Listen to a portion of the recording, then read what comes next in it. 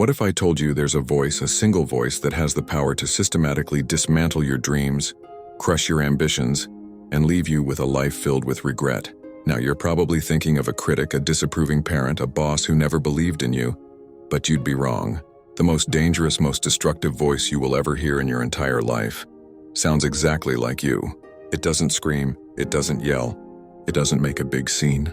No, it's much more subtle, much more insidious than that. It's a whisper, a quiet, reasonable-sounding murmur that you hear right when you're on the verge of doing something important, something that could change everything. It leans in and it says, not today, you're tired. Then it comes back a little more confidently. You know, tomorrow is a much better day for this. The conditions will be perfect tomorrow. And its favorite, the most toxic lie of all, relax. You have time. And the scary part? You listen because it feels right. It feels comfortable, so a day becomes a week becomes a month.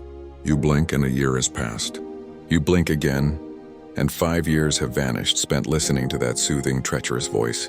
And in that time, something quiet and tragic happens. Your dreams, those big, vibrant, technicolor ambitions you once had, they start to shrink. They become smaller, more manageable, less intimidating. That novel you were going to write becomes a blog post you never finish. That business you were going to start becomes a daydream you have at your desk. The world you were going to travel becomes a screensaver on your computer. And as your dreams shrink, something else grows in their place: regret.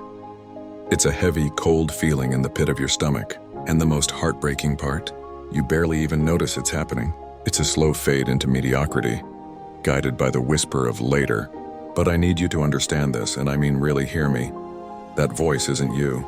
It's not your soul, it's not your spirit. It's your primitive brain, your lizard brain, trying to do its one and only job: keep you safe, keep you comfortable, and conserve energy. It sees risk, effort, and potential failure, and it hits the emergency brake.